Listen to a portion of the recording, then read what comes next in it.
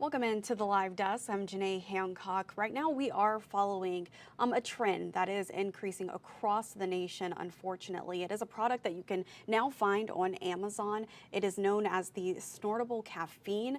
They're actually calling it Want a Bump. It's going for $14.99. So I did want to reach out to some local health experts to see exactly what this product is and if they suggest that you should use it. I know on the website it's recommended for gamers and students, but it doesn't necessarily have an age group. So right now we are joined by Stephen Thornton. Stephen, I want to thank you so much for joining me here at the live desk. Let's just jump straight into it.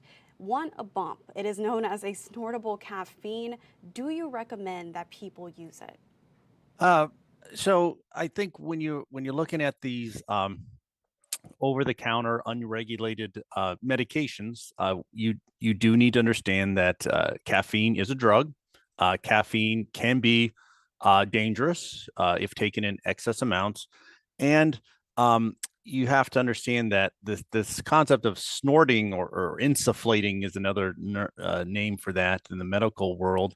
Um, it's actually kind of I think, a dangerous habit to promote because that's how a lot of illicit substances are used. It is a way to get rapid effects from drugs. A lot of the I think a lot of people know about the fentanyl epidemic that's going around. Well, guess how a lot of those people take fentanyl? They insufflate it. So this, as an addiction medicine physician, as a toxicologist, I think, you know, taking this medication, because you have to look at caffeine like a medication. It is a drug. It has, can have desirable effects, but when taken in excess, can have adverse effects. There are deaths associated with caffeine use, excessive caffeine use, and then you tie it to this kind of promoting or modeling a behavior that we really don't use for any other medications. There's very few medications that are taken intranasally, and when they are specially packaged and studied and controlled. Obviously there are some medications for like nasal problems, things like that, but really we don't use that kind of route for a lot of medications. And I would just have concern that this is a behavior that one would not want to promote with a substance that you do have to respect, in that it can be potentially toxic. And it wasn't too long ago that people were buying caffeine over the counter, large amounts of it, and they would overdose, and we'd had some deaths from it. So it's important from two perspectives, remembering that it's a drug that I couldn't find out how much caffeine's in this product. I tried to look on, I didn't do an exhaustive search, but I tried to look on Amazon, and I couldn't find out how much caffeine's in it. And then the route of administration, this snorting kind of behavior, is really, I think, a bad idea. I think you bring up a good point there when you say that you went on to the website to see just how much caffeine is listed inside of the product, and you couldn't even find that information. Now, as far as young people, I mentioned the fact that on the website it also says for the product that it's open to students and gamers and athletes, but it doesn't necessarily have an age group.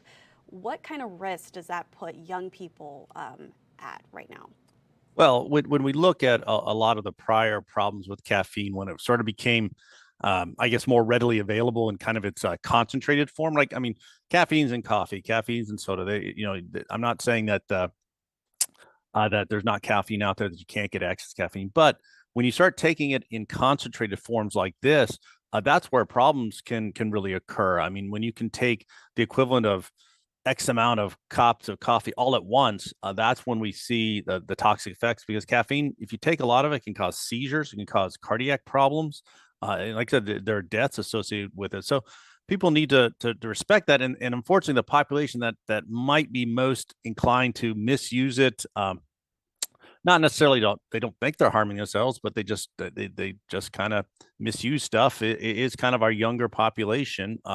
They might be experimenting. They might just sort of disregard the warnings, and so I think you're taking a high risk population, potentially putting a high risk medication in their hands through a high risk route. So it's kind of a bad idea all around, in my opinion. And for people who just need an energy boost, what do you suggest that they do? Is it those energy drinks? Do you suggest just drinking some coffee? What do you recommend?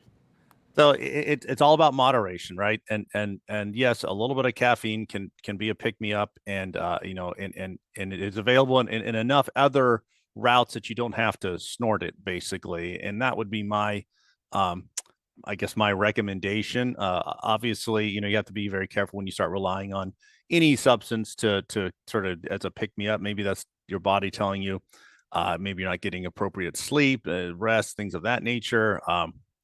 So caffeine's certainly not the only answer, but there are much safer forms of it available to consume that don't involve, like I said, snorting a pure product or a high concentration product like this. Perfect. Any final thoughts before I let you go here for our viewers, what you think they need to know and maybe what they should look out for within their children? Well, I think it's just important to remember that this is not an FDA approved medication, right? It kind of falls in that gray zone of the supplements and things like that. So it's not it's not really regulated to the degree that we think of with medication. So you have to be careful of that. And then, like I said, there's this insufflating is not something that or snorting is not something that is common in prescription medicines and therapeutic medicines, and unfortunately, I think does raise the risk of introducing a particularly bad habit to a susceptible age group. I appreciate you taking the time to talk to me. Again, I think this is definitely a talker. We ran into this product earlier this morning, and we definitely wanted to get a health expert, their opinion on it. So thank you so much for talking to me today. You're welcome.